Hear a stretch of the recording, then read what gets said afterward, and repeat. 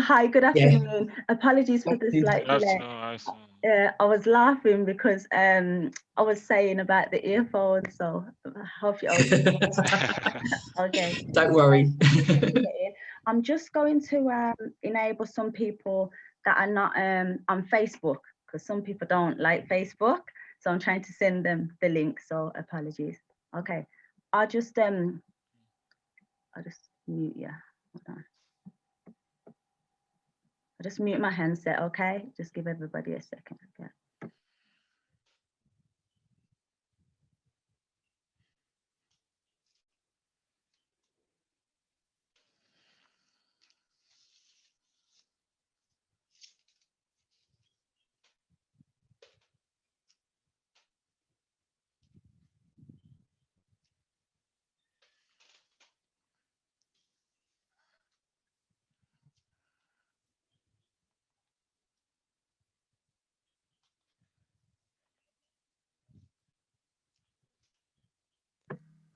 Thank you, guys. I'm just allowing people to come in. If you just give us a few minutes just to allow people just to get into the meeting, okay? I think people are coming in slowly but surely. And some people are not able to obviously join here. They get it on the replay as well. Just to find out, can everybody hear me and see me okay? Okay. Yes, I can see you. I can hear you. Hi, yeah, I'm sorry that, I'm not wearing no bright clothes. Apologies. That's another story. But okay, I think, okay, give me a second. I'm just gonna give some other people a chance, okay?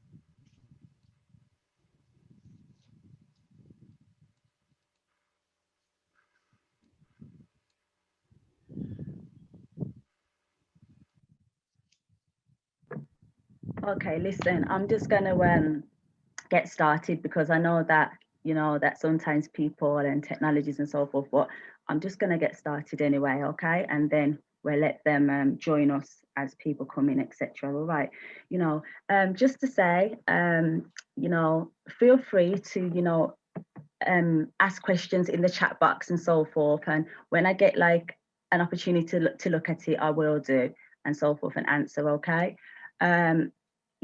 Before we start, I do, want to welcome you all, and I thank you, for taking the time out on this Sunday afternoon to come and, chat with us and so forth. So I'm gonna, without delaying anything more, I'll let I'll get on with things, okay?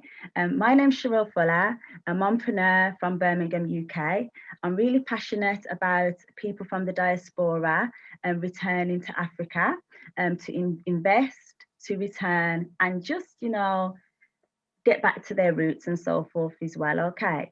So what I do want to say to you all is, today's and purpose of today's video and class is to basically get you all to start looking at your plans, get you to start thinking about business opportunities, get you to look at lots of opportunities that are actually available on the continent.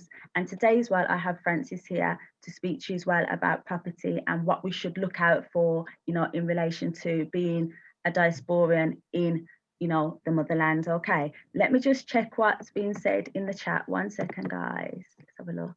Oh, it's only people saying hi. It's only people saying hi. Before I start as well, does anybody want to actually introduce themselves? You can unmute your mics, and it would be good to know who's on at the moment. and know a bit about yourselves as well. Okay. So is there anybody that wants to go first? Hi. Okay. Hear Okay. me? Okay there. Okay.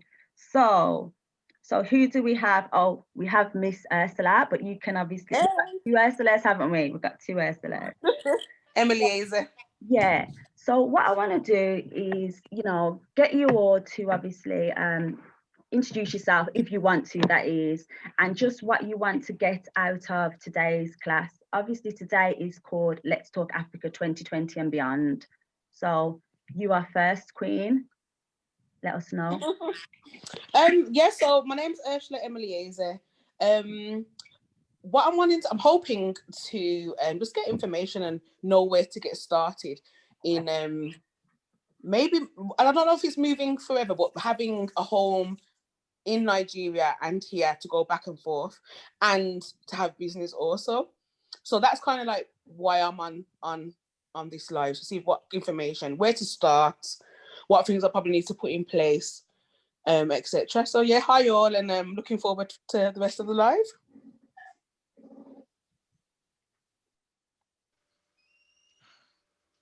I can't hear you. Can you hear me now? Yes. You know what? Forget these earphones. I'm not feeling them. I'm sorry, guys. You know me. I just thrown them away. You can't hear me now. I'm just right that obviously, although I've been talking to everyone about Ghana specifically, we are going to talk about the motherland generally. Okay. So like you said, that's nice that you came on and said, Nigeria, that's where your partner's from. So we'll be looking at that as well. And I do know, that Ursula's family are actually Jamaican. So we will actually talk about the benefits of people, from the diaspora if you go and apply for your Caribbean passports, because it enables you to actually, go to places without having to apply for visa. So that's another bonus and so forth. Okay. So all right, then back to the intros. So does anyone else want to go next, or is anybody shy? What's going on, family? Oh, hi. Can we see you guys? You can't, because we're on the computer and the other Ursula is on the phone. So. Yeah. Oh, not a problem. I know how it goes sometimes with technology. So, okay. So introduce yourselves then. Okay. Hey, family. What's going on? I'm one half of Black Mill TV, and my other half is called Ursula as well, but she's on the phone and she'll be joining us in a second. But we are we're pro-Black. We're about Pan-African movement. We're about returning back home to Africa. We're about group economics, and we base that on the principles of love, support, growth, meaning the fruits of the spirit. You can't just move back to Africa without having the right mindset, and you can't move back to Africa without having a growth mentality. So we try to push that. We support Black businesses. We try to link up with other people who are the same mindset. And right now we're trying to link up with other people to do a development back home in Africa. You see what I'm saying? So this is one of the reasons why we are in this meeting right now, because obviously we connected with Sherill. You see what I'm saying? And she's got such a wealth of information that we want to get hold of. You see what I'm saying? In terms of being able to build. We are planning on moving back this year. Lord willing, permanently. You see what I'm saying? And we ain't coming back to Esau's kingdom. You better leave this place alone. So yeah, we're just in here to join with the family, and what I'm saying, check out our channel. We're on YouTube, we're on Instagram, all the rest of it, and you can get to know a lot more about what we're doing. Okay, brilliant. Do you want to post your link in the chat as well? And obviously we can and in the group as well. And I'll be able to let people know. Second to figure out how to do that just yet. 1 second. Sound like me, not a problem. Okay, anybody else? Because obviously I'll probably take one or two more, and then we're gonna have to move on because we have to get down to it. Anyone else wants to introduce themselves? Can you hear me? It's quite low. Go on. Yeah. Okay. Hi everybody. My name's Dee Bailey. As you can see, I live in Luton. Do a lot of community work in Luton. I got my own talk show. So now's the time for me to start walking. Okay. So myself and my husband, I'm not sure where in Africa we're looking at exactly. We've talked about Gambia. And really, we've never been over either. We've never actually been to any of the countries. So really, it's just as I think Ursula said at the beginning, is finding out. I don't know, there's so many people out there, but I've been following you, Sherill. Okay. I've been following you, so I'm like, right, Yeah. I'm jumping on, and let's see what we can do. So just finding out where to start, that sort of stuff, and maybe, as you sort of said, having somewhere where you can go back and forth, but also investing, definitely. Okay. So did I hear correctly? Did you say Gambia? Yeah. You said Gambia. It's a possibility, but I've got nothing set in stone, so I'm open to anywhere, to be honest. Okay, I just want to make sure that I know where I can like direct you to as well, which people are now on the ground in those companies. Okay, is there anyone else that wants to introduce themselves, or we're gonna get started? Okay, but you know what I'll do then is I will introduce Francis, so that he's gonna talk to us about property investment and the motherland as well. So Francis, can you hear us live and direct from Ghana? Yeah, I can hear you. Okay, so Yeah. how you doing? You okay? Yeah, I'm good. Okay. So my name is Francis Myers from Ghana. I'm a Ghanaian. I used to stay in Accra. Accra is big, but I used to stay at New Botiano. And I deal with lands, properties over here. Okay. And it's the same time, isn't it? At the moment in Ghana, it's the same time as the UK at the moment. So that's quite good that we're on the same time frame and so forth. Okay. So let's get started, okay? Because what we're going to start with, right, is your plan. So has everybody got like a notebook or a journal or papers and pens, or you've got an audio or something? Yeah. Yeah. Okay. So let me get the task, because we've got 4 topics that we have to cover today. Okay. So I'm just going to outline the topics that we're going to cover today for the Let's Talk Africa 2020 and beyond. Okay. So the first area we're going to cover is creating your plan to visit, invest, or return to the motherland. Okay. Then we've got raising funds and capital. Okay. Then we're going to talk about let's talk business generally in the motherlands. And then we're going to do let's talk property and investment. Okay. So everybody should be clear on what we're going to be obviously looking at. As I say, I am going to post the video for other people if they're not in here at the moment, and if you guys want to re-access it at another time. And we will afterwards as well give anyone an opportunity if you want to have like 15 minutes, 30 minutes to chat with you individually, so that we can help you progress and give you some pointers. Okay. So first of all, in relation to your plan, okay, what I personally like to do and what I suggest with my previous clients is to create your vision boards. Or if you don't like doing vision boards, right, you need to create a strategic plan. Now, what I'm going to say to you all, right, is I don't want anybody to be saying, oh yeah, I've already got my plan, I already know what I'm doing. Because sometimes that's not the way to do it. You have to be strategic in what you're doing. I can't even get my words out today, okay? So we are actually in January. Well, we're just finishing January now, okay? So what I need you to do, whether it be a calendar, whether it be a diary and so forth, right? I need you to have a specific one for your Africa journey, okay? Right? So, and in addition to that, you need to have your vision board. Now, I'm going to just share with you some real stuff, right? The reason I've been quiet this week, and the reason I didn't even set up an Eventbrite for this course, I've had a lot of people saying they want to do the course, but there's a difference between people who actually talk and people who actually do. Now, I've been caught up doing lots and lots of calls with different people. However, there's certain people who are gonna take the plunge to actually go to the motherland, and there's people that are gonna keep on talking, yeah?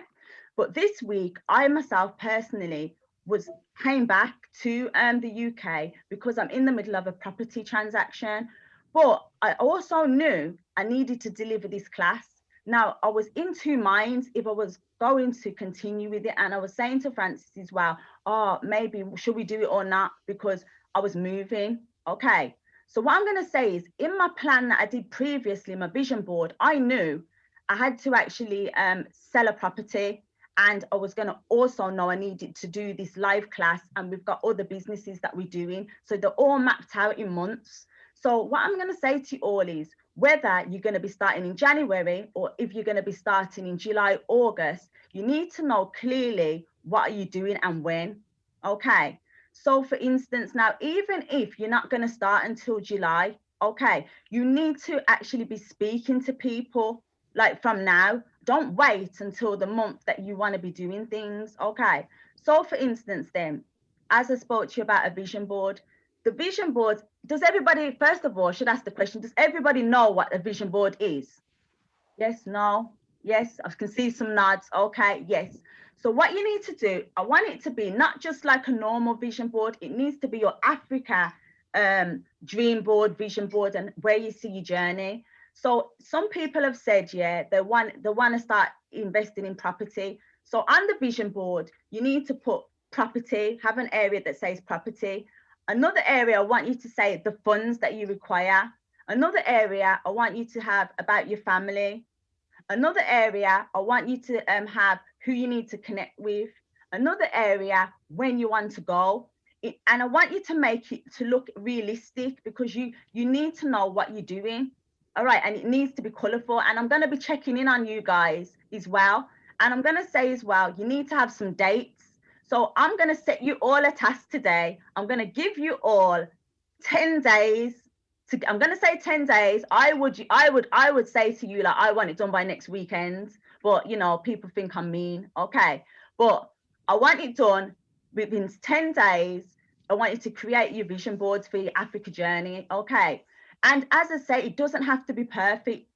You need to put the countries that you want to visit or you're considering visiting. Now, what I'm going to say to you is, Francis mentioned he's from Ghana. So every country has got their own values. And Ursula said that her partner is from Nigeria. And the other lady, Dig, said that she was considering Gambia. When you're thinking of which countries you're going to be in, when you're creating your vision, you need to make sure the country aligns to what you're about and so forth. So for me, when I was on the ground in Ghana, I was torn between Gambia and Ghana, and I was also looking into Cape Verde. Now, for me, I looked at the background of the country, the religious side. Basically, I was going on my own as a female, so I wanted to know. I'm going to say it how it is. No disrespect to men. I wanted to make sure where I was going, was it going to be oppressive to women or not? Are women able to function? You know, because in the UK, as a woman, you can do a lot of things the men do, but some places in Africa and the motherland, you know, you probably need to have a man there to assist you and so forth, or people might not take you serious. So depending on what country, you know, there's other people that are involved in Uganda and so forth. And I say Uganda because when I was in Ghana, we was out in the elections and so forth. Now, from what I've seen in Uganda, personally, I wouldn't have been out in the streets how I was in Ghana, because the political systems are different. Okay, so really, really make sure that the country that you decide to engage with aligns to where what your visions are. And also, Francis will probably speak to you about this as well, is as a person that's from the diaspora, what are you able to do? Because not all the countries that you're involved in, you're allowed to do business or you're allowed to buy lands or so forth if you are known as a foreigner. Okay, so you need to be mindful as well.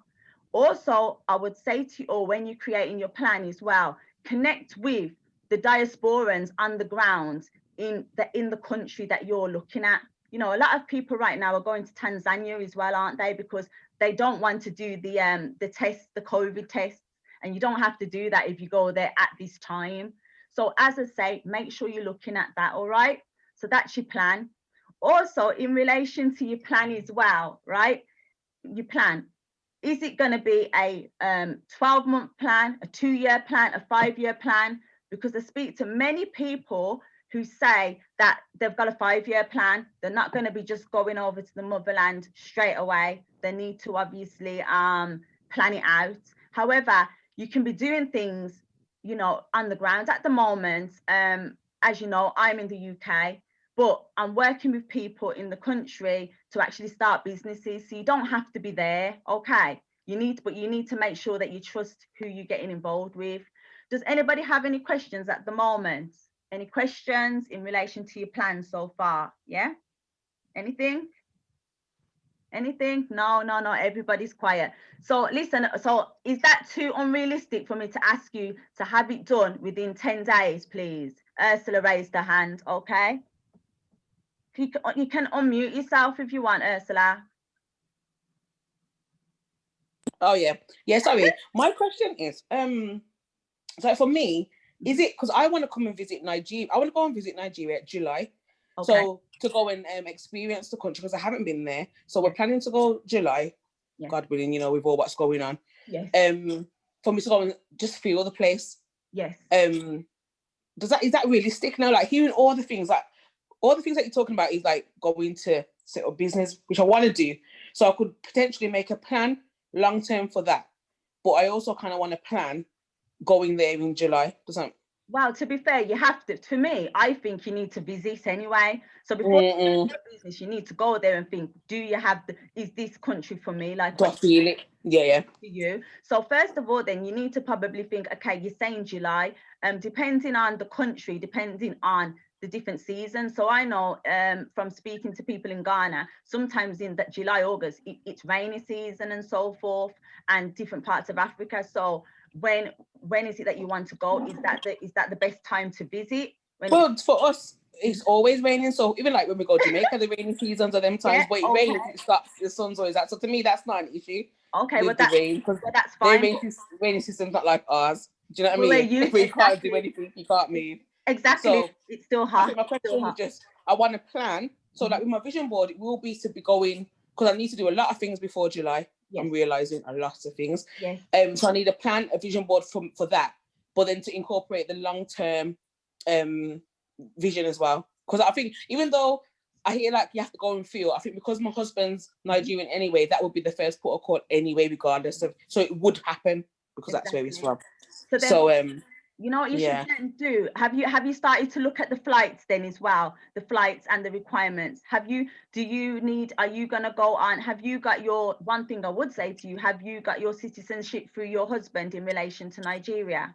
No. Okay. But then we were speaking about the citizenship via probably the Jamaica to make it easier. Yes. But I think one of the concerns for my husband was that he would want because of sometimes how they treat the nationals or Nigerians. He was saying maybe it would be better for me to go with my British status. Okay, yeah. So if anything was to happen, then obviously the British government would then kind of help. I don't know anybody else's thoughts around that, but for now, because we're not saying we're going and we're staying, that I should keep that status. Well, you can go with you can go with your British citizenship. That's not a problem. That. So make sure that you go and check out that you've if you need to have any visas, if you basically gotta have your yellow fevers. Have you had all that? I haven't done it yet because remember I'm pregnant. I'm due to have the baby, so I gotta wait. You gotta wait to have the baby. To end of Feb. Yeah. And then from there it's all go. Okay, so at least you know then, okay, once you had the baby, you need to do your yellow fever. You need to make sure you've sorted out your visas, which passport you're going on. You need to make sure that you know how long you're going to stay for. What I'd say to everybody as well is when you're going as well, make sure that you list out whether it's you're visiting or if you're looking at business or you're looking at even relocating or getting a job. Make sure that you list down what you want to actually do, because when you get there and you start enjoying the sun, time goes really quick. And then you're there seeing family, and before you know it, the 2 weeks is up. So basically make sure that you've got it all mapped out and be strategic, because time goes so quickly. That's what I can share with you, because I can't remember what week I was on, maybe week 4, and I realized I haven't actually finished doing my stuff that I needed to do at the business registrar. So I had to rush down there and try and get the it's called a TIN number so that you can do business in Ghana. So we had to go and rush down there and get that done, because I was too busy enjoying life and making sure what the actual environment was about. So what I'd say is make sure that you know what you're doing on what days. So that would be useful as well. Okay. So in relation to what you're saying as well, I want to go on to raising funds and capital, because I think that is very, very, very, very important for us all, right? So I'm just going to link it back to what was happening this week in my house. Okay, the people that were going to buy the house, they wanted me out within days. I said, what you on about? You said before Christmas you wanted to do the deal, and now you're rushing me. I'm like, oh my goodness. But at the end of the day, I needed to rush. They said they needed certain things out. So I sold a lot of my stuff. I couldn't believe it, in the last few days, on Marketplace on Facebook. And you don't even have to what you call it, pay to basically have it uploaded and so forth. And there was a variety of professionals that came and bought things off me, and there was things that I didn't even think I would be selling and got money for, which I got quite good money for. So what I'm going to say to you all is, people do say, oh yeah, we're boxing up, we're starting to get ready. Seriously, I want you to look this week, every single room. Look at, there's things though, I'm embarrassed to say, there's things that I threw in the skip that people could use, but I had to because I needed to get out. And right now in the pandemic, the charity shops are not taking things on. However, if I had a bit more time and I had more manpower, we could have sent additional things of these down to Africa or even the Caribbean, and you could sell these things because there's shops like that down there that people are doing. So Leslie, you're saying at the moment your husband's already there. There might be somebody that you could use. No, you don't. You said no. Have you got anybody? No, he's not already there. He's here. We're here, but because that's his home. No, I mean his family. His family. There could be somebody that you could trust, that you'd be able to send them items to. So what I'm saying for your vision, I want you to go in every single room and document. You can even look on Marketplace and see what people are selling things for. And like I said, there was even a play frame, there was even trampolines, things that I was going to leave for people. I ended up putting them on. And I tell you this, the Eastern European people, and that they were swooping them up. And they came and they gave me the money before they even took the items and went back their business. So what I'm saying is that's extra funds that you can actually utilize. So I want you to make sure. So I don't want you to just say, yeah, I've got stuff. Every single room in the house, look at the children's stuff, look at your old clothes, look at your old shoes. At the moment, that's what we're doing. I'm selling clothes on and people say it's time consuming, but you don't realize how much money and things you've got in your property that you might not utilize, that you can use. Okay, so I'm going to give you all as well a week for that. I said 10 days for the vision board, but that I want you all to make sure you put something up on Marketplace. Now, if you haven't got Facebook, you could ask somebody else to do it for you, to host it for you. If you haven't got Facebook as well, there's other places like Gumtree or, eBay, but sometimes you incur charges on them, don't you? So, or, there is notice boards, and local shops and things. So it depends on how much work you want to do and if you want to go out in this pandemic and so forth. All right. So have a think about it. In relation as well to capital. Now, I'm a real believer in sourcing money and funds together. Now, previously, we all used to know a thing called, in the Caribbean, partner hands, where each week people used to give a little bit of money and, you get your hands. So say if you had 5 people in there and you all put £20 in for 5 weeks, you get £100, okay? So, and then everybody has a turn, right? But what I'm going to say to you all is, right, why can't you maybe source some funds to your family or friends? If you're scared, like to say, do a bigger investment, you all could put some money together and you could basically arrange a trip together. What I mean by that is, whether it's you investing or if you're visiting. So if you want to go with some other people, you could maybe even share accommodation with people if you haven't got family on the grounds. You could maybe, sometimes there's people who go on their own to these places. But if you're in a group and you say, okay, I can meet you, and you don't mind sharing with somebody, that can cut your bill in half, can't it, in terms of your accommodation and so forth. So it's about being strategic. But what I'm saying is, I want you to also have the figure by next weekend. How much money do you need? Every country is different. Now, when I went with my children, these people eat as if eating is going out of fashion. and they always want to like do this and do that. But it depends on how glitz or glamour you want your trip to be. You know what I mean? Yes, I can see Franklin laughing there because I'm telling you, these kids eating like it's going out of fashion. Yes, they are. You know what I mean? I'm like, everybody calm down a bit. You know what I mean? They're like, Mom, we're not like you. We need our food now. So you know what I mean? Please, blah, blah, blah. But what I'm saying is, when I'm going with the kids, I need a certain amount of extra money than if I'm going on my own, because at the end of the day, they're gonna want different things. All right. But then again, if you're gonna cook at home, or if you're going to be eating out all the time. So it depends on what you're looking for. All right. But I want you to get the figure. The figure is how much, how much do you want for your trip? So if you want to have a few grands, or, or it's going to be thousands of pounds or what. But what I'm going to say to you is, if you say have a big budget, are you going to take on extra work? Are you going to continue to sell all these things at your house? What are you going to do to be able to do it? Or are you willing to, go via? Because sometimes that keeps the price down as well, doesn't it?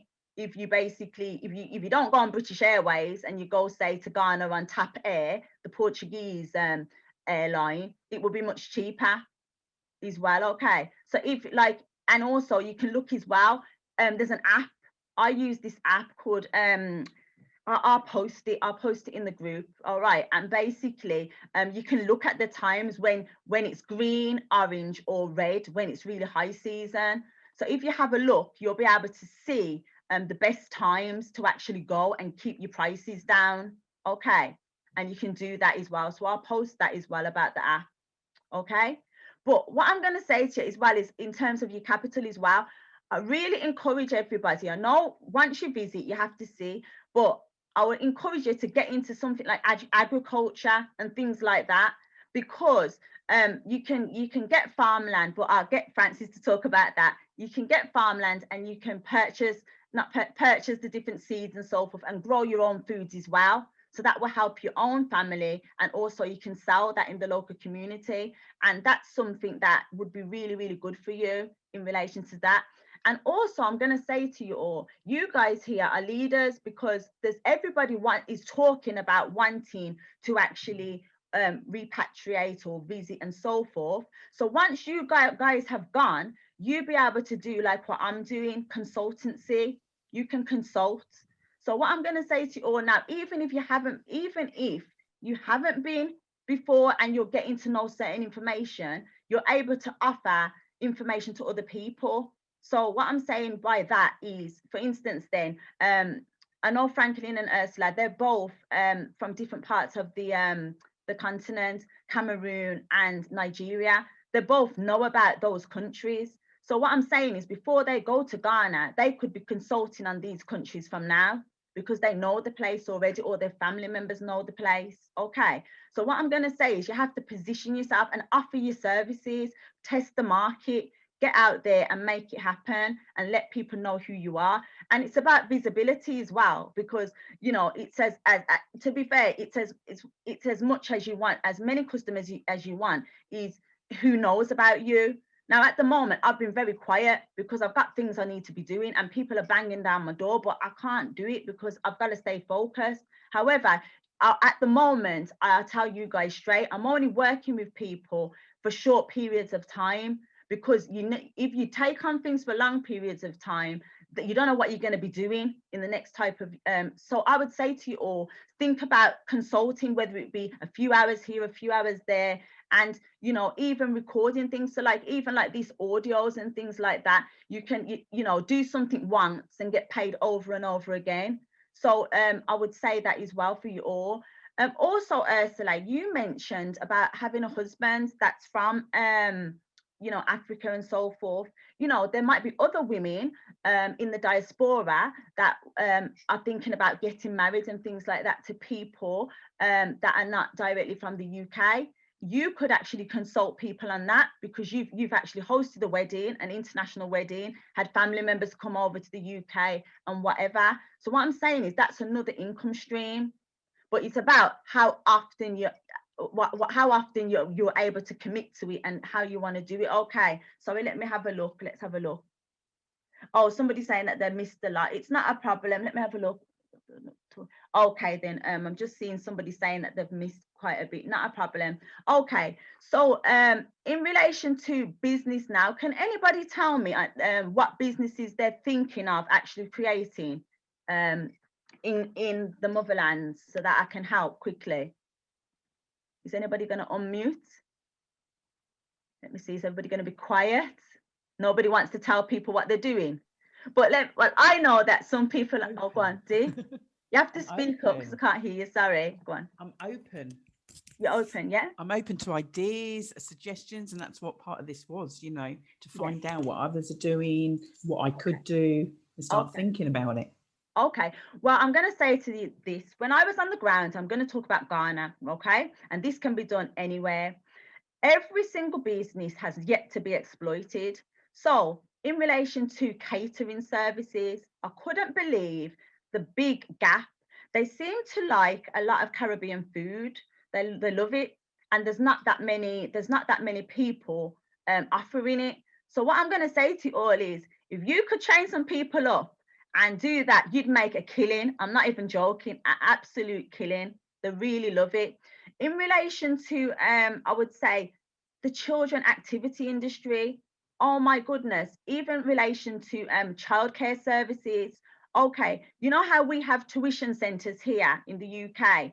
It's not exploited. But what I can say about people in the Motherland and Africa, education is very important to the children. So what I'm saying is, if you could actually, not the children, for their children, if you could actually set up some kind of tuition centers and have like looking like nice, have it all interactive, internet cafes, having some kinds of, children's activity centers and whatever, you'd make a killing, because it's not there.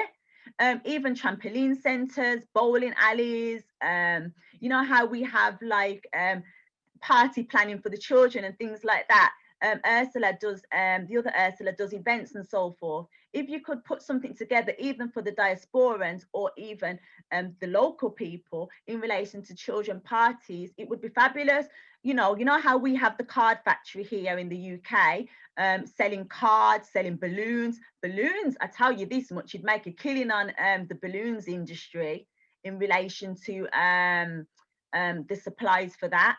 Decoration, because they're like in the Motherland, they're very big on funerals and functions and programs.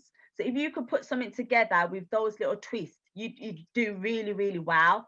So what I'm going to say to you all is, there's so many business opportunities, for instance, then the properties, wow, even if you had your own properties, wow, you could rent out rooms, you could do Airbnb as well, and so forth. Or even if you didn't have your own properties, what I could say to you is, if you know anybody or get to know people there, you could maybe come up to some kind of arrangement. If you were able to get people from the diaspora to rent their rooms and do them up to a certain standard, then they could get a higher rental. Because say, example, if people say, I'm just going to say Ghana or Nigeria, if say they were doing business in their local currency, it's going to be a lot lower than the UK pound or say the American dollar. So what I'm saying is, if, for instance, if you made friends with people in the Motherland and they've got extra space, or you could maybe agree with them to help them put an extra room on, you guys could work in partnership and build small. So what I'm saying is, it's about being creative, and it's about sourcing your resources together and so forth, and you would do really well. And what I'd say as well, even if you did say did do something like Airbnb or something like that, make sure that it's to the standard as, say, even what you'd like to see yourself. But don't forget, you remember, you don't have to kit it out with the most expensive stuff. It can still look expensive and it can still look good, but you could have got it from B&M Own Bargains, you know what I mean? But it depends. But it depends on the level. If you're trying to do all East Legon, then obviously the quality needs to be there if you want the big high rents. But if you want somewhere in the middle, you could really do really well. So what I'm saying is, if you're going to say about working with local people, not just talking about it, really speak to them, because remember, you all here know people in the UK that you could bring to these people. And if they had a property already, if you haven't got one, that would be fabulous. That would be another passive income that you could be doing. And then you could then even arrange the tours as well. But you make sure as well that you be mindful. If you do the tours, make sure you be mindful. You remember the people in the UK, they like to moan a lot. So if you're going to do certain things right, make sure that you're going to say to them that they need to be open and that traffic. So for instance, wherever you are in the motherland, there's going to be traffic.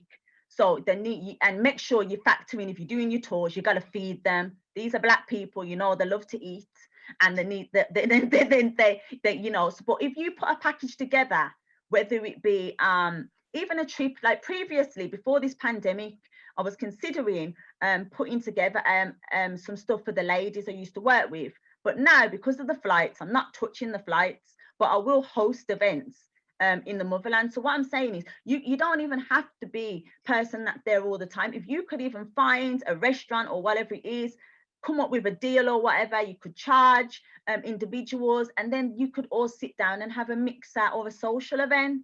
And you just have to be creative, and you don't have to have big overheads. I'm a real believer in keeping all your overheads low. But what I'm saying is, think about putting on events like, you know, Black Male TV, you know what I mean? Put Black Male TV social meetup Ghana 2021, and just get some venue, get some people, get some drinks, and that's it. There's your diaspora. Hold on, sis. What do you mean? Why do you think I'm in this meeting? We got somebody we know is bringing carnival from the West Indies to Jamaica. Sorry, to Ghana for 2022. Exactly. We already trying to link up with him and say, yo, Black Male TV family, you all got to come to Ghana for carnival in Ghana. Oh, wow. So hold on. 2022. But hold on, Franklin, there's a problem though. What? Miss Fuller can't dance. So who is putting on the dance moves? There's a lady called VV Dance Factory, right? I need to get myself down to the dancing thing, because if there's carnival, what am I going to do? I'm going to be there with my stiff self. Everybody's going to be like, what's wrong with this girl? She can't dance. What's wrong? What's happened? After being in Ghana for that length of time, trust me, you're going to be moving like an African. You're going to be whining and I'm doing the Afrobeat dance too, man. Listen, I've been watching, but I'm telling you, I'm just stiff up, I'm telling you. But that sounds good, like what you're saying about, look at that, about the about carnival and so forth. Also, the other gentleman on here, Brother Tibbs, he was saying he's actually into he's an electrician. That's right. Yeah, hi, you okay? He's an electrician. Yes. Now in Ghana, they have the same voltage, and you know, I'm not sure about all the other African countries, okay? However, in relation to having the British credentials and so forth, he would do really, really well if you like link up with contractors, link up with the people at the Beyond the Return, go and speak to the Americans, go and speak to all the different groups, because you're going to be very handy. Because sometimes and Francis will talk about that in a minute, sometimes people don't always do the checks on the properties. And we all know if your electrics aren't done properly, then basically your property can burn down, whether it's bought or it's rented. And not always, quite a lot, if you haven't got a generator, it can be lights out, doesn't matter where you are in the motherlands. So what I'm saying is, you would be very, very useful to people to have an electrician that's got credentials to check out. Because in the UK, you need to position yourself and say, you know, like when you're in the UK, when you're renting out properties, or when you're actually going into a new property, we get checks, don't we, on our properties? But sometimes it's not standard in the motherland. So if you can put your consultancy services together and showcase that, okay, I'm X, Y, and Z. I'm approved electrician in the UK, blah, blah, blah. And this is what I'm doing here in Ghana. Contact me on this number. I'm doing this special offer. Make sure that you connect with me. And like we were speaking about before about the solar panels, there's a lot of developments, like there's a place called like Bojo Homes and all these other developers. If you even just have a chat with these people and say what you can do, you'd be very valuable, because you've got the credentials already. And all the people that are in the UK as well want to know that their property is safe. as Or well. certificates. Yeah. And what I'm saying as well is make sure that what you say, like say to them, just because you've gone to Africa, it doesn't mean that you don't need to do these things. So you could say to people, have you had your you know how we have these EPCs and we have all these stuff. So you know your jargon, what you guys have, and your kite marks and that. But you need to be selling that and positioning yourself to the diaspora people in the USA and the what do you call it, for the UK. So what I'm going to say is, I know you don't like Facebook and so forth, but even if you're not on Facebook or Instagram, get people that you know to find out when groups are happening, or go on Eventbrite, because people advertise when they have events. And go on Eventbrite and see what's happening in Ghana, and make sure when you're there you connect. So when I landed in Ghana the other day, as soon as I got there, the Friday, the Saturday, I was at a sip and chat in the Botanical Gardens. Nobody there was from the UK, only me. Okay, there were Americans, and I met loads of people. Now, one sister there, I can introduce you to her. She's just basically opened her own, well, she's opening it, her restaurant and so forth. So you need to go and speak to people that are in the restaurant industry, and people to say, oh, I can check your electrics and things, because they might have contractors, but say to them, is it to the international standard? Yes. Okay. So that's what you need to do. And also what I'd say, make sure from now, you know, the previous clients that you've had, get your portfolio together with your references about what work you've done, or pictures and things, so that people can see that you're credible as well in what you've done. That would be helpful to you. Also, I think Dee was saying that that you do, was it education as well? So I'm just going to read this.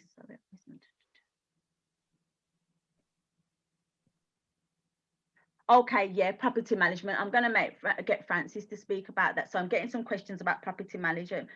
You can tell, look, if Miss Fuller doesn't have a PA and so forth. I think I need to get one, don't I? I don't have a PA. But that's another thing. A lot of people don't realize over the years, I don't have a PA. I do a lot of things myself. But that's probably what you need to get out of. You've got to work with people and build up trust and build up the team so that you can be more effective. And that's what I'm learning the hard way. And to be fair, when I went to Ghana about a year ago, I looked so bad because I was exhausted, overworked, underpaid, and just stressed out. I'm just going to say it how it is. I just looked like dogs warmed up. The wig was lopsided. I couldn't even look after myself. But if you don't lie, sis, you look great with that African sun. Don't even try it, man. In the you were African looking amazing. Sun. Your skin was glowing over there. I saw them YouTube videos. Yeah, that was then. I'm talking about last February when I went with the kids. I couldn't even breathe, and it was just like lopsided. But what I'm trying to say is, we need to work together and actually delegate. That's what I'm saying. So it's all good. Like even here, I know that not everybody's on the call at the moment, but what I'm going to say is we all need to be connecting and thinking, okay, whether you're in Ghana or whether you're in Nigeria or whether you're in Gambia, you need to have a proper collective and be saying, okay, this is what we're working on this month, guys. This is what we're doing to keep us all accountable. Because at the end of the day, it's easy to say, I want to do that, but if you're not around people that are constantly talking about it and whatever, you're going to get off track and so forth. All right. So what I'm going to say, I'm going to encourage you all to even get to know each other outside of here and make sure that we keep this going. Because even my other group, it started off very strong that I've got, but people not saying nothing now. They're just talking to me outside. But I don't know how just talking to me is going to help them grow. Yes, I can connect them, but there could be there's a woman that's even in the group that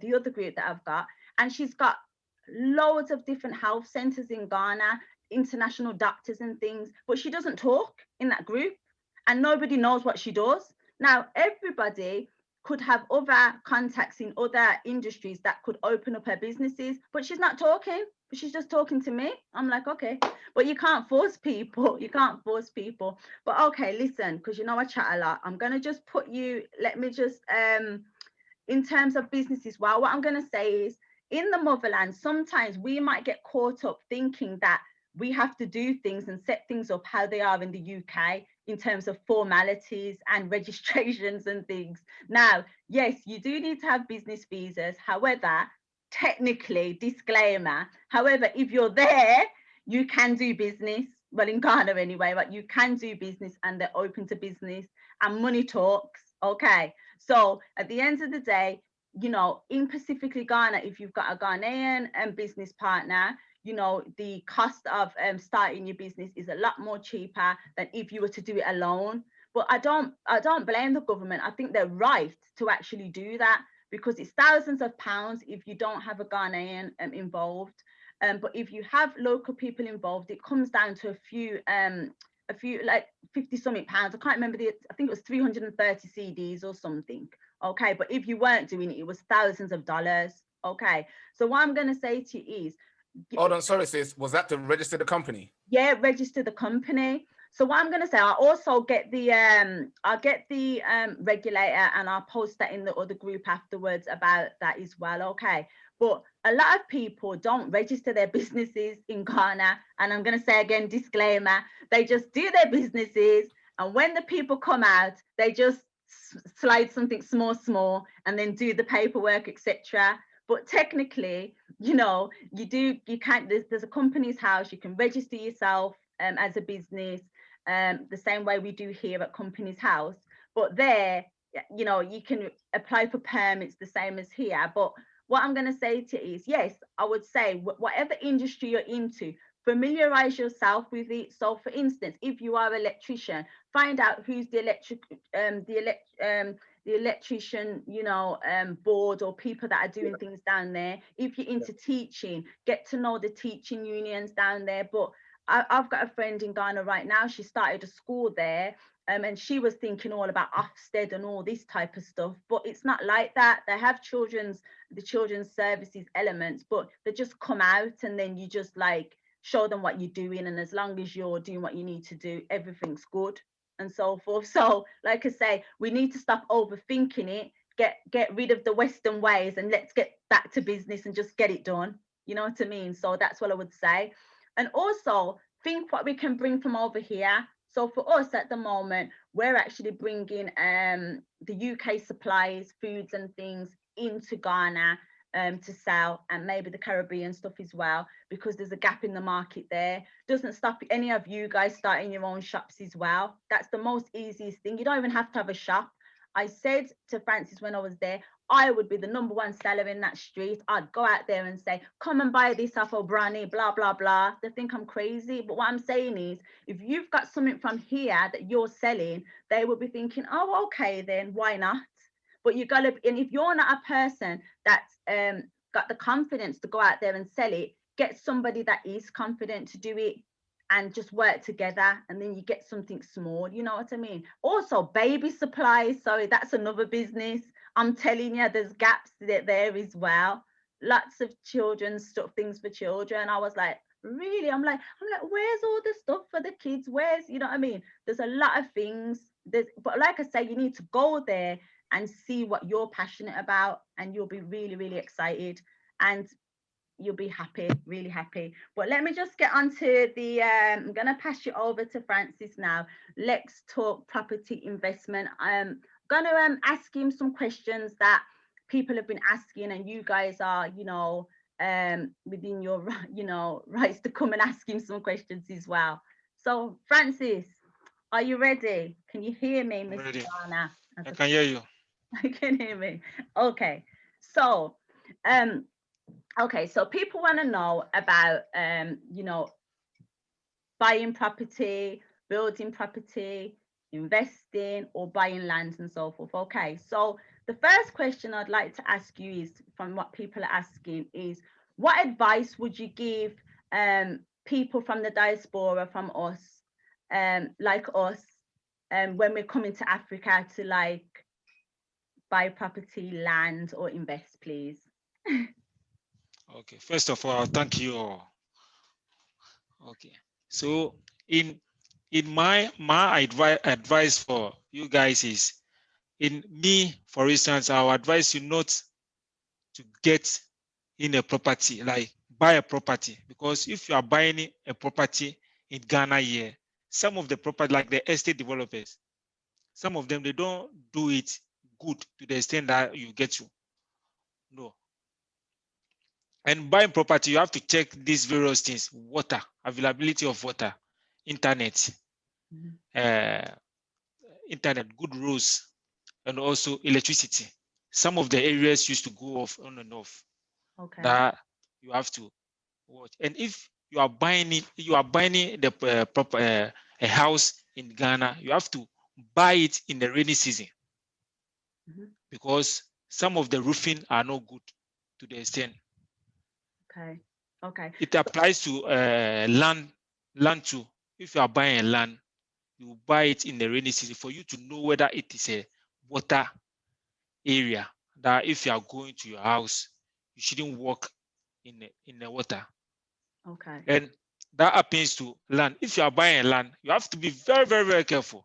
Okay. Because there are fraudsters. Fraudsters. Around. Okay. Fraudsters. Okay. Tell us more about that. Yeah. Fraudsters around, because if you are buying a land, some people can create fake documents. So if you are buying land, if that is the person, you have to, first of all, if you go to the land, make sure you look around and see maybe somebody have opened a shop, like where you can buy a Coca-Cola or something that you can drink. If you go there, I'm a stranger over here, so I think there's a land over there. Who is the owner? You can talk to. Then you know something about it. And if the person that is selling the land to you is requesting money that you have to give him, you shouldn't have to pay a full payment. Make sure you give him half payment, and make sure that day you send. If you don't have, you have to make sure you're having some small money. You buy gravels or sand to the land for 1 week. For you to, if you buy land, if you buy a sand or gravels on the land, maybe they have sell it to 2 people or 3 people. One person will come out that who come and pour this sand on my land, or this. That's the place you get to know the land belongs to somebody. Okay. So if you are buying a land in Ghana here, you have to make sure you don't do a full payment. You don't do a full payment. Give him half, and I'll make sure you tell him that he should come and take the rest. You give him 1 month or 2 months for you to know how things will go on. Okay. And land buying sometimes. Okay. And land buying sometimes. Hello. Sorry, Francis. Somebody said, do they carry out land surveys to check the land in the motherland, Ghana? No, normally it doesn't happen like that, because the people that they are the chiefs that they used to sell the land. Yeah. The chiefs. Yeah. Yeah, the chiefs that they used to sell, some of them individuals. Yes. So you have to make sure you watch those things. Chief, if the chief is selling a land to you, will give you the dog, but you have to go and register it at the Lands Commission. But if individual is selling a land to you, that one, if it give you the documents, you have to go to Lands Commission. Yes. And go and check whether the name's registered land. Okay. Okay. A land to you, not get the Lands Commission document. He will give you his document, then you go to Lands Commission to go and register the land. Okay, but in terms of when I was in Ghana, we did go to some land, didn't we? And we basically you did get somebody's land surveyed for them, didn't you? So could you tell them a little bit about the process of why people do survey their land then in the motherland, please? Land, come again, please. Sorry, I said, like when we was in Ghana, there was somebody that did have their land surveyed, but could you tell it, because somebody asked the question about, do they survey the land? Why do people survey it? That's probably what I should say. Why do some people choose to survey their lands in Ghana? Yeah, if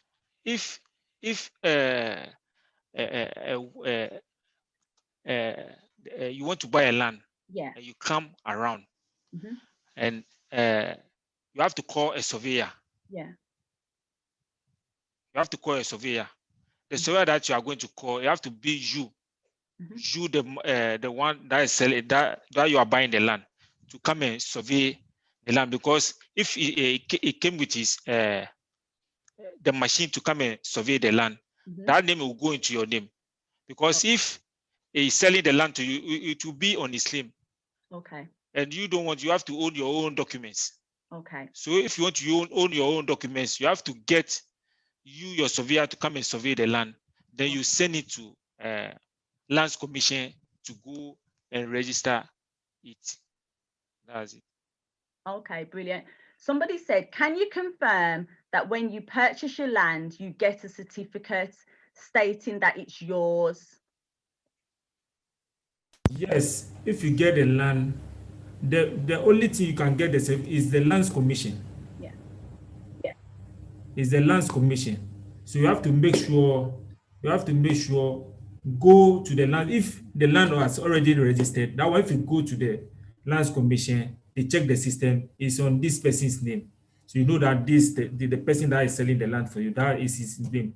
So you change of ownership. Okay. Then they'll change it to your name. Okay. Then So but you know, something. like, oh sorry, you know, like for somebody's put, lordy lord, it's a gamble.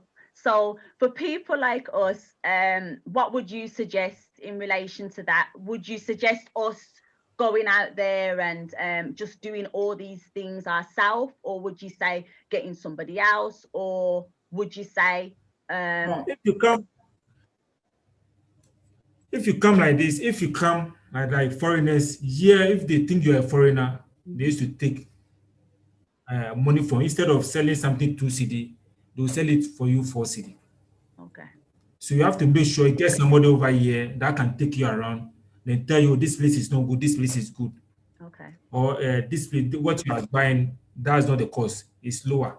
okay, So that's the best thing you have to do. Get somebody that uh, is a Ghanaian that know things, because they can speak language that you don't understand.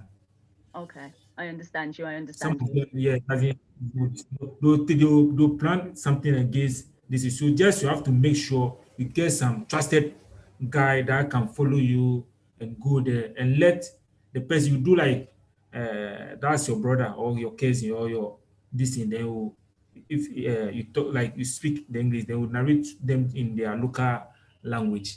That everything will go well. But you shouldn't do yourself as a foreigner.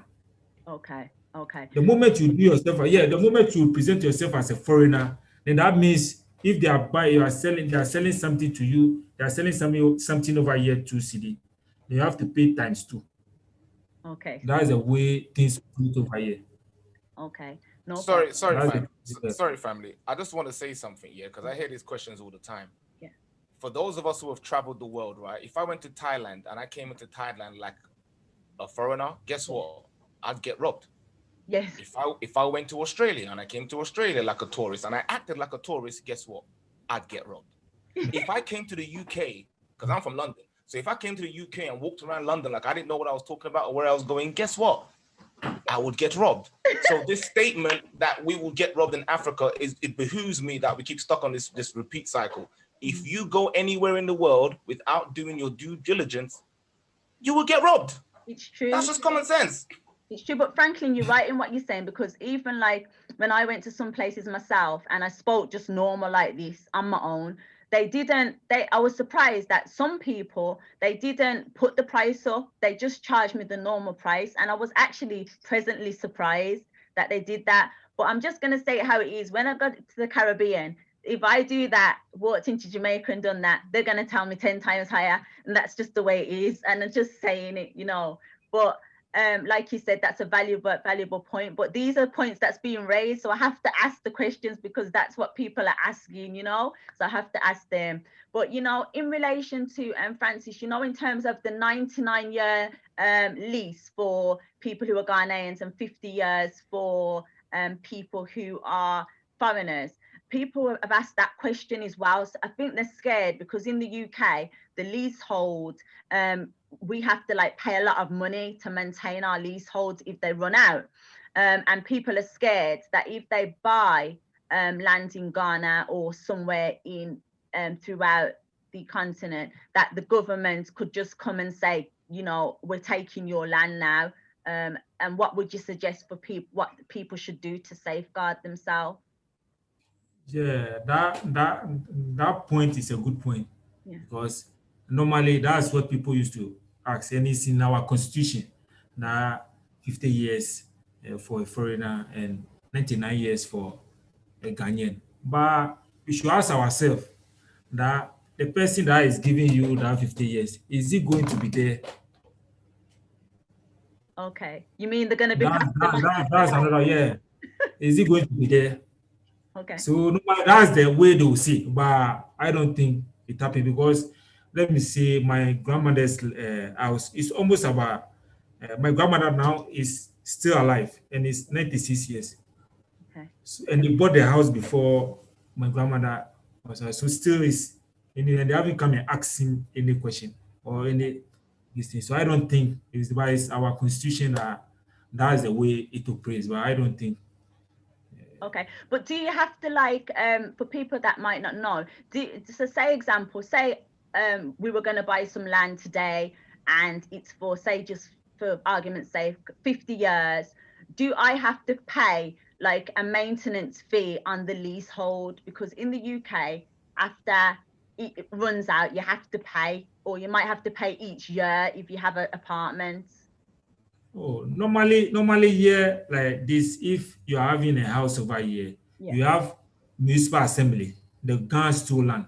Like if Accra, we have guns to land Yeah. administration.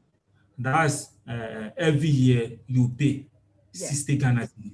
It doesn't reach £10. Okay. Okay. 60 Ghana a year. But normally people doesn't pay. But if you get a problem, like you have to pay. I would advise you to pay, because if you are paying and you have a problem about court issue, like this person said, like somebody have bought a land and you two have come and buy, then the person is having the right documents, and you also having a document that show that this. If you present that against to this thing, every year you have been paying, you will win the case in court. So I think it's good for you to pay, but some people doesn't pay. Okay, so you just go down to this place and you just pay that information Every 1 year, you have to pay, yeah, less than £10. Okay. That's yeah. Okay, let's have a look. It's somebody's asking a question. Can your business own land if there is a Ghana or ECOWAS residence in the business? Can you buy the land? So I think the question is, as a business owner, so say like if you had a shop, could you buy it in your business's name? Would that make the land cheaper in Ghana? Is there some kind of like tax benefit for doing that? No, land doesn't include tax benefit. If you buy it, they'll just give you the papers, the documents. That's the indenture and the site plan. That's it. It doesn't include any VAT invoice or something. Okay, It's but just do some people buy it as their company name rather than their personal? If you buy it, for instance, if you buy it, then you put it in your company's name. Okay. Yeah, that's it. You can do that as well. So that's okay. So, at the beginning, you mentioned that you wouldn't suggest that somebody buy a property that's already built and so forth. Could you elaborate on why you would say that people shouldn't buy a property that's already off the plan and already been done? Yeah, for me, my personal interest, like the way I'll put it in this way, that if you are buying a property from these estate people, normally you see this, we have the MF estate, we have Reggie Emmanuel, we have this. I'll visit those places. If you buy the land, if you buy a house over there, if you are going to check, you get a structural engineer and you take him to the house to go and check whether the house is good and everything, which you are going to pay the structural engineer. So if you take him over there, we'll go and check, you have paid him. If the person selling the land to you will also be there, and they can give an high. Then the person, if you finish, if you tell you, oh, mom, oh, bro, or sister, this house is good, you can buy it. Yeah. Then you walk away, then go and take the money from, because you have given him. Let me put it in this way: like you have given him an offer. Yeah. Yeah. Yes, go and take, like if you have given him 30 Ghana cedi, you go and take 30 Ghana cedi from the person that is selling the thing to you. So Yeah. you know that the thing is not good, but I would prefer he's thinking about his pocket. Mhm. I mean, so I don't think you should go and buy a property, because if they are using three instead of, if you are like, let me put it in this way: if like you are putting a house that you have to use 3 bags of cement, estate people will use 2 bags or 1.5 bag, and they'll use it to do it. They want it to be quick, because they have already market the place already. If you move in, you see the tiles within shortest time, it will be removing. You go and call people to come and do it. You see a crack on the wall, and if it's serve, you can see, if it is raining, you see water coming out from the roofing, and Mhm. all those things, which you are going to use money. So it will raise some time. You ask yourself, if like I build it, like I know the way I'll do, because you are there. And if you are buying a land, don't say I don't have time, or I don't. You have to get time, Okay. because you have to know what you are doing and what you are putting up, because that's your future. Okay. Well, somebody's asked, like in Ghana, Francis, is there any building regulations when you're buying the land or if you're developing it, or We have restrictions? Yeah, we have some places where, in my area like this, I would say in Ninyano like this, we have some restrictions from the chiefs that in the night we don't, Thursdays we don't fry fish. Mhm. If something that you can use oil to fry it, we Okay. don't do it on Thursdays.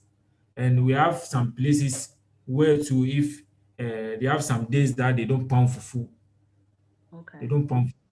But I think in Accra, I haven't seen that ones before.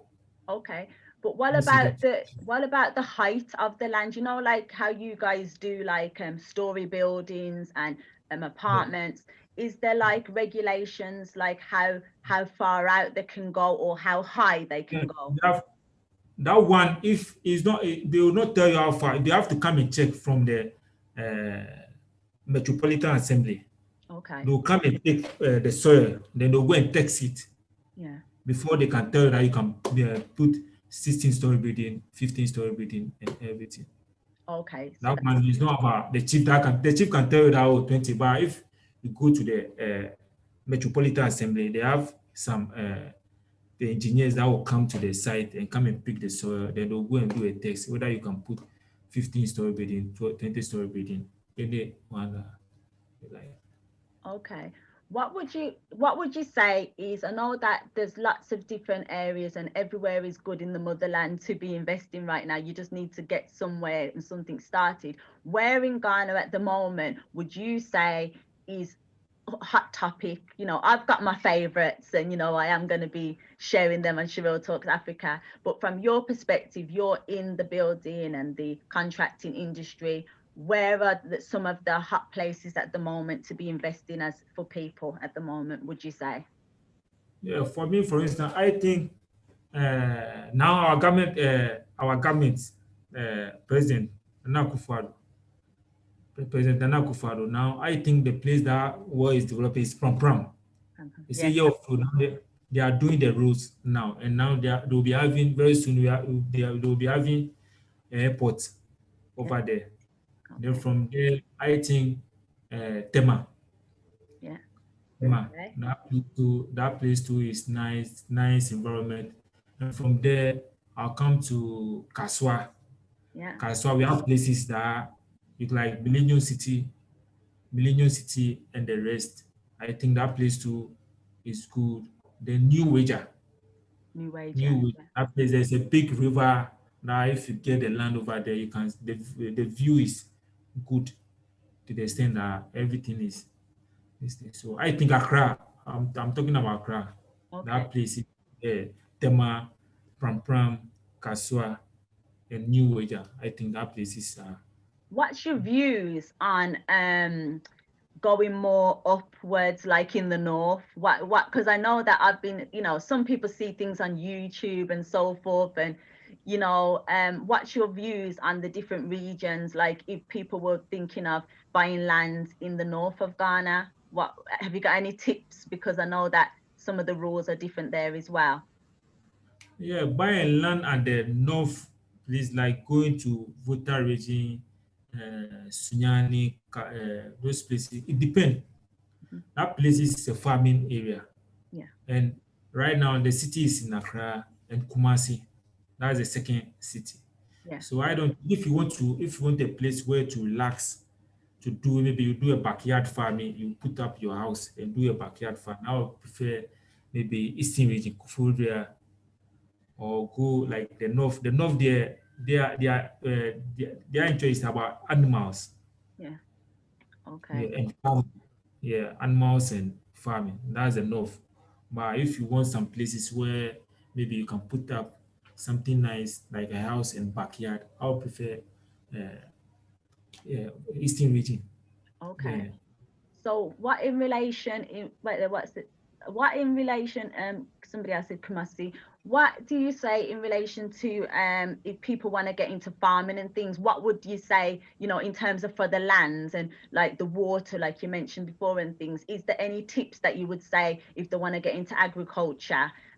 What kind of things we should look out for in Yeah, relation to the lands? in farmland like this, we deal with acres of land. You can't buy like one plot. Mhm. One plot, one plot. If you are talking acres, is 4 plots. Yeah. That make an acre.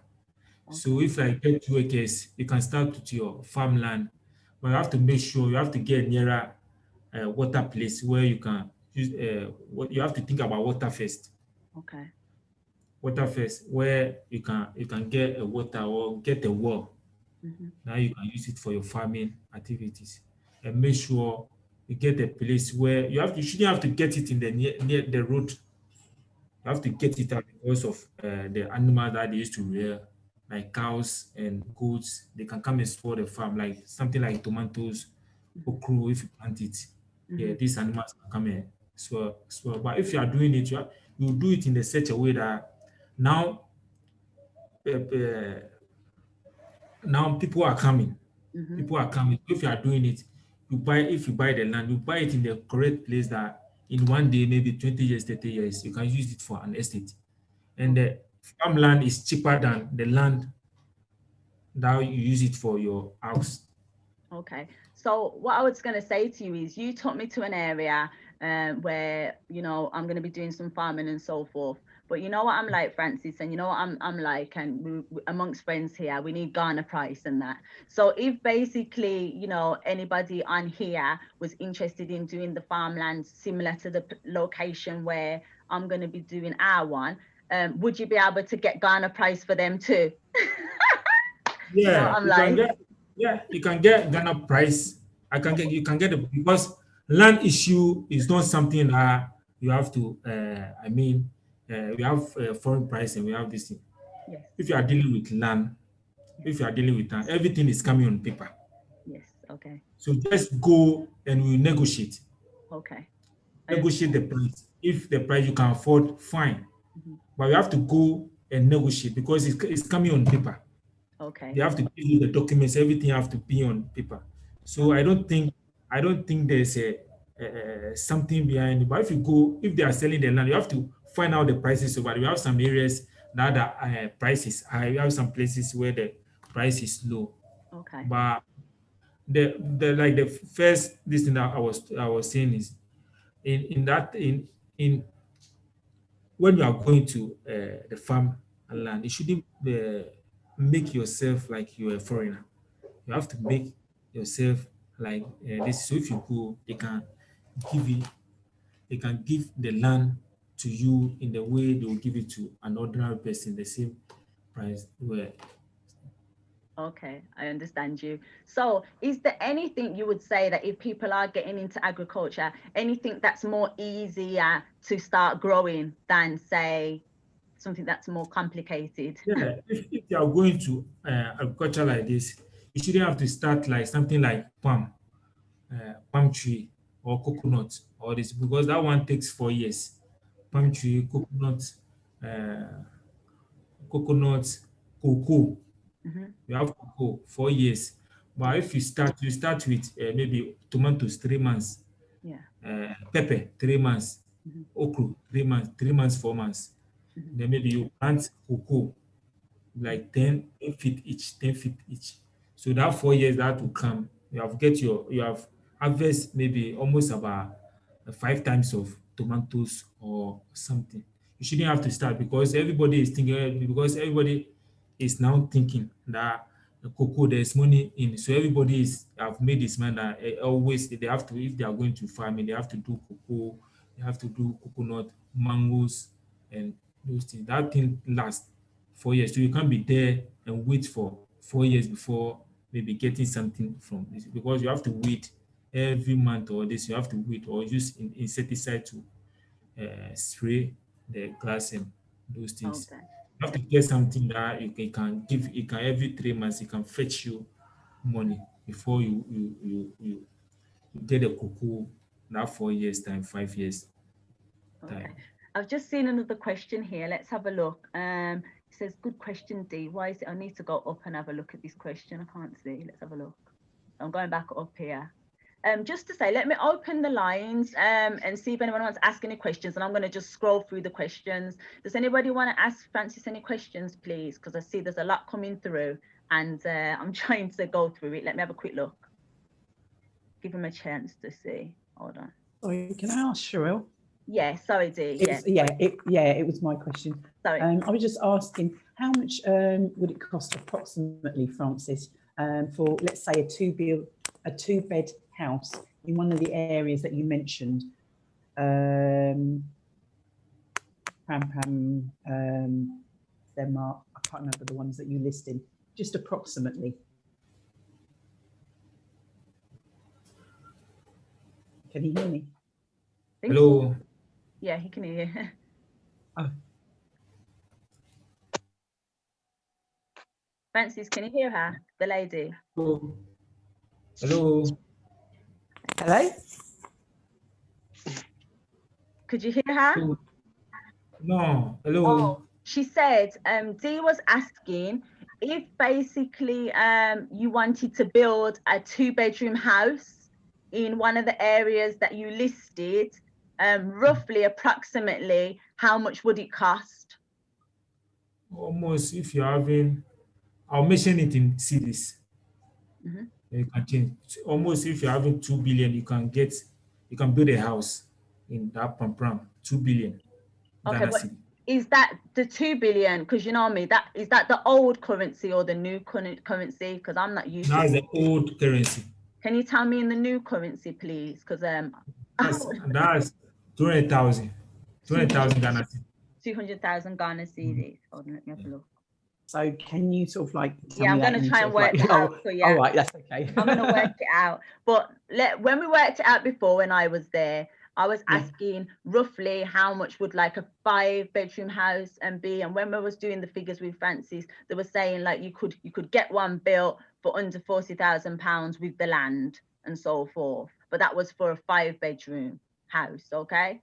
And then you remember, depending on the land as well, where if you buy the land as well, it depends on the area. So it depends on, so sometimes when I was doing the figures before, it worked out around 20 something grand. You were able to do like 2-3 bedroom house, but then it depends on the materials and so forth. Yeah. So, and sometimes if say you were wanting it in East Legon, it would be way more expensive than if you have it in somewhere like, give an example, like Dunfermline or say somewhere like Kumasi, somewhere like that, you know, because it's up north and so forth. So it depends. But I can get the figures because what we're going to do is we'll get all the figures and Francis can put together like the packages and things that, you know, to assist people as well. Actually, that's a good question as well. Francis, what kind of services do you offer people and so forth in Ghana? Lands, lands houses, Mhm. land houses, and sometimes farmland. Okay, Farmland. okay. Yeah. So for And instance, then, you know, like we're here at the moment, and sometimes people might not be, you might not know like where to go, what areas. What kind of things can you do for people if, like, say they weren't able to get over to Ghana at the moment and they don't want to spend, I'm sorry, I am a bit of a bargain hunter, guys, I'm sorry. They don't want to spend hundreds of pounds or shed out loads of investments and so forth, but they would like to know about some of these areas. What are the kind of services that you offer so that people can make decisions if where they'd like to invest? yeah, if the decision is that if you want to invest in a place like this, I'll tell you that which area do you want. Like I'll show you the areas that is good. Maybe you want Kaswa, you want Pampram, Yeah. you want Tema, or maybe New Wager. Which like do you want a view, a place where if you put your house, you want a view, a nice view. Yeah. Like it depends. Yeah, the price, all the prices are not like Kaswa like this. If you want a land at Kaswa, I think from 20,000 going Ghana City. Okay, so that's about, let me just work that out, 20,000 Ghana cedis. Sorry, guys, you know, Miss Fuller, going to get the calculator out. That's around £2,857, but that's on 7 cedis to the pound. So Yeah, that would be under £3,000 for some land in Kaswa and so Kaswa forth. and going. Yeah. And New Wager, that place is a nice view. You can get it 100,000. Okay. Ghana City. 100,000 Ghana cedis. Okay. So that's around £14,000 because that's Yeah, more near to the mall and that, isn't it? yeah, Tema too. You can get a land at 80,000. Like community 25. It's a nice place, nice environment. That 80,000. there's nice houses and Okay. those things. But 80,000. okay, so if people have only got, say, something like £1,500, something like that, what could they do there? Would they do farmland? Would you say, is there any areas where you think they could look if they don't want to invest as much money as that? And then if you look the way, like in Sawam, you Uh-huh. have some places where the lands are cheap. Yeah. Now you can get two plots. You can use one for your house, and then one for your farm. So some Okay. place like in Sawam, is a 45 minutes drive from Accra to Sawam. That's where we went. Is that where we Yeah, went? that's Yeah, point. yeah, that's Yeah, where we're that's gonna do it, the isn't it? That's 45 it. minutes. And Yeah. Pram to is 45 minutes. Kaswa to is 30 minutes from Okay. Accra. Okay. So there's quite a few options then if people wanting any advice And or one thing too about buying a land too, you have to watch the Naira hospital. okay. That's the things that you have to know. Get a Naira hospital, get a Naira marketplaces where you can get your maybe your yams, your stars for food and those things. Yeah. So I think Wija is a good place, like Botiano, New Botiano and those places. It's a good place Okay. where you have two market centers. We have Kaswa market, we have Malam market that you can get your foodstuffs and those What things. about Cape Coast? What do you think of Cape Coast and And Willoughby? Cape Coast is a tourist Yeah. tourist place where we have the Kakun Park, the Cape Elimina Castle, and those things. I think that place too is good. Mhm. It's good because if you want, there's no airport over there. Yeah. I think they are now going to do it over there. So Okay. if like you need to travel, then you have to come the way from Cape Coast to Accra. That's 2 hours. Okay. Okay. Somebody's asked, sorry to interject, Francis, somebody asked, how big are the plots? I do know the answer, but I will let you. Now, first, normally we are doing it 100 feet by 100 feet, but now they are doing it 70 feet by 100 feet. Okay. Okay. So that can That's, build that's, a house on it, that can build 5 bedroom house, then get a boys' quarters at the back. Okay, okay, yeah, okay. All right then. So has anybody else got any burning questions or anything before we finish off and so forth? I want you to unplug your things, and you know, you can let me know. But I'm just gonna recap before we wind up. But obviously, if you have got any questions, just unmute and I could let you back in.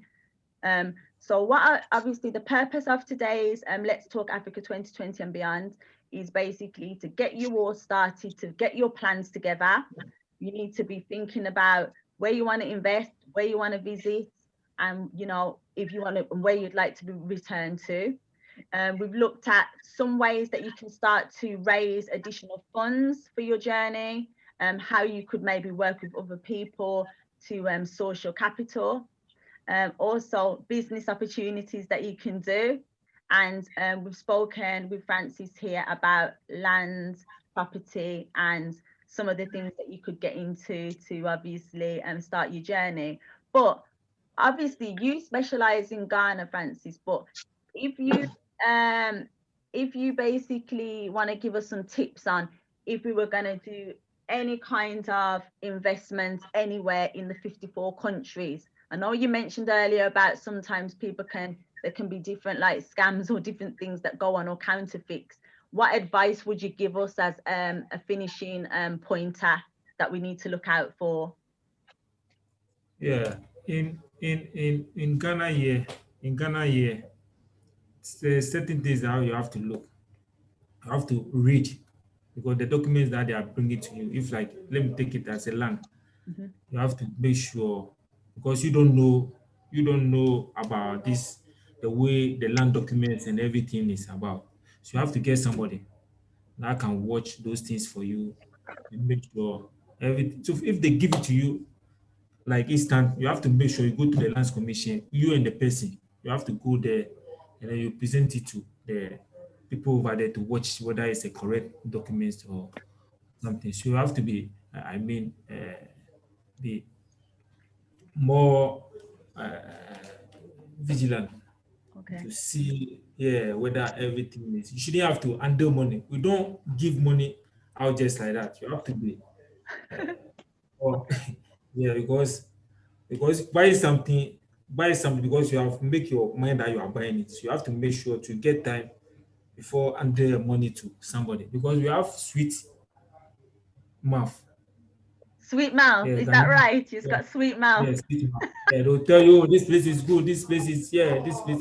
I'm not, you shouldn't have to be panicked. Just you have to Okay. be, yeah, know what you are buying. And that's Okay. it. But that made me laugh the way you says that about the sweet mouth. So does that go for Yeah, all the countries? There's a lot of sweet mouths going on yes, in Africa. yeah, because you know definitely that this place is a water place and they'll come and sell it to you. Yeah. Then rainy season, you can't do anything over there, which you have wasted your money. If you take it to police station, they'll arrest him Yeah. and 3 days to remove him. They'll ask him to maybe he should come and pay it. They'll give you small, small. You'll waste your money. And maybe you not chase him I again. understand you. So you have to make sure if you are buying something, you have to make sure you are buying the right thing. That's it. Okay. You So just have time. Have time. okay. Yeah. Okay, thank you so much. Let me just ask anybody. Sharon, hi, you okay? Anybody else? Is there any questions? Anything like that? Because obviously I will keep the group open for a little bit and put different links in there to help you all. But obviously this is just an entry induction into things and so forth. But is there any burning questions before we leave? Because obviously I've kept you, you know me, I'm so sorry. I did say up to an hour and it's probably an hour and nearly 40 minutes. I'm sorry. Is there any burning questions that anybody has that they would like to ask before we go? Look, nobody's saying anything. Okay, so let me see. Anyone? No, just making sure before I cut everybody off. Is there any questions? Okay. What I'm going to say to you all is, you know, if anybody is interested or need any help or want us to help you specifically, we can arrange to have like an individual 15 to 30 minutes chat. You know, myself, Francis, will speak to you and point you in the right direction regarding maybe your trip, your visit, or if you want to invest in Ghana, you know, feel free, you know, to let me know, connect with me, and I'll be happy to set that up with you as well. But as I say to Francis all the time, we need Ghana price, we need the best bargains and so forth. But I'm just going to say, everybody, I thank you all for joining. As I say, some people will get this on the replay, but definitely sure now, guys, there's no other questions before we leave. Oh, can't wait there from D. Let's have a look. Thanks for the information. They're definitely going to come back to us. That was Blackmail TV. Let me see if there's anything else in the chat. Let's have a look. Sorry, guys, before I wind up. They're saying, sorry, go on. Sorry, is it just Ghana that you'd be able to help with? Was my question. I do have links in Gambia directly. With me, I'm a person. I don't recommend people that I don't personally trust, or that's going to just disgrace me. I'm sorry to say. So I've definitely got people on the ground in Gambia. Fatu, I've known her for nearly 20 odd years, and that's like a sister. I could recommend Fatu. And there, I know I've people who are in Tanzania. I can't swear for them at the moment. There's some other countries as well that I've got connections with. But I'm sorry, Miss Fuller's very, very funny. I'm fussy. I can't like. You're right. You are your brand. So, yeah, I am a brand. And secondly, as well, I'm happy to say about Ghana as well, because at the moment I was there myself. And I can see what's going on. And I tell you this, I'm a person, you have to weigh out the risk. Now, if you're going to put your money in, are you going to be able to get it back? Or is things stable there? Now, for me, I know if you're going to do Ghana, even if, say, you didn't want to stay there or do things long term and things, you can get your money back because other people want to invest there right now.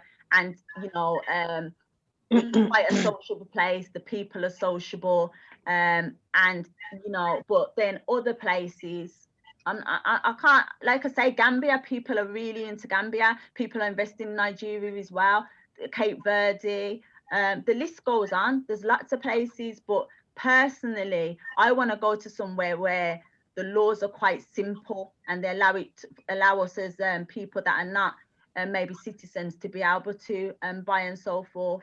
So, like I say, at the moment, I'm going to be focusing a lot on Ghana because that's where I'm investing.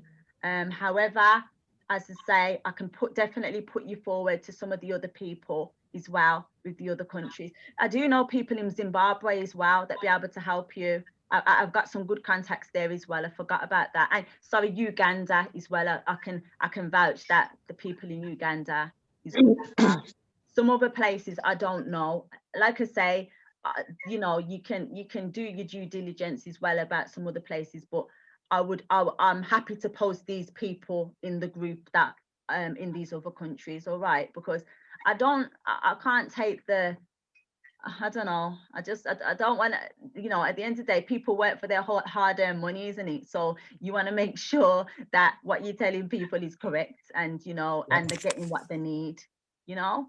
So you know, if you are interested, you know, do let us know. And as I say, even if there's a country that we haven't mentioned, make sure that you keep connecting with the diaspora on the ground or even local people, and find out the people's track record. Go and see some of the people that they've helped in the past, or you know, go and see some of the properties that they've been involved with and so forth. That's what I would say to you all. Okay. But anyway, I'm gonna love and leave you all. If you do need anything, you know, feel free to connect. Okay. And I'll be out.